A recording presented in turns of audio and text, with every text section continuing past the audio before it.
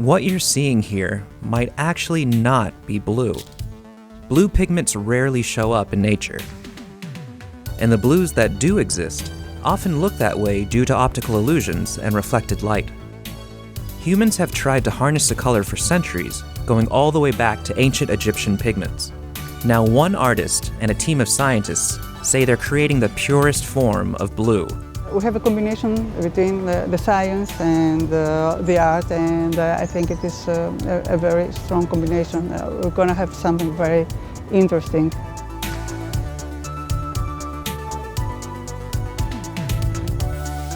Olga Alexopoulou and a team of nanotechnology scientists at the University of California, Berkeley are working to create quantum blue, a color that combines quantum physics and art. To develop the shade, they're using quantum dots, particles 10,000 times narrower than a strand of human hair. I'm Olga Alexopoulou and I'm a painter. Quantum blue has a very special glow about it because this is very pure blue that it emits. We're using quantum dots, which are these particles. They're so small that they are in the twilight between classical physics and quantum mechanics. And because we're making this pigment with these nanocrystals, we're calling it quantum blue. I've been looking for an opportunity to use quantum dots in art or jewelry or something, and so this was just an opportunity to do that and use some of the knowledge that I have about art in a way to help the project.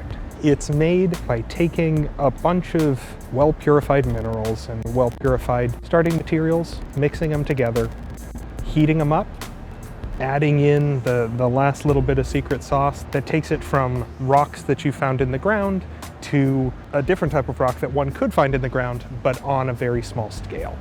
So you're just mixing all of these salts together, heating them up, adding in another element, in our case sulfur, but I like to think that in the art world there are people innovating and trying to make new color, new ways of color, and so I would hope to see this more in the future. As a painter, Olga has spent years studying the color blue, initially working with a hue called Prussian blue. It's considered the first modern pigment, made popular in paintings like Van Gogh's Starry Night.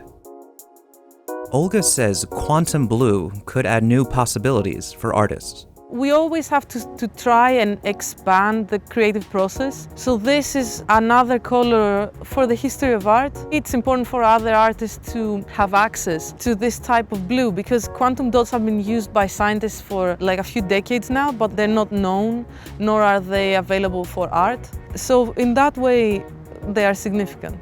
I think that this is the beginning of a new era in pigment technology. The history of blue colors is a mystery because it's a rare color from ancient times. We have some natural pigments. The difference of quantum blue from historical color, it's quite different because historical colors are pigments, are particles that you can see them under an ordinary microscope. But you cannot do this with quantum dots. These are so small particles, but you can see the lighting effect, and this is amazing, and I think this is exciting.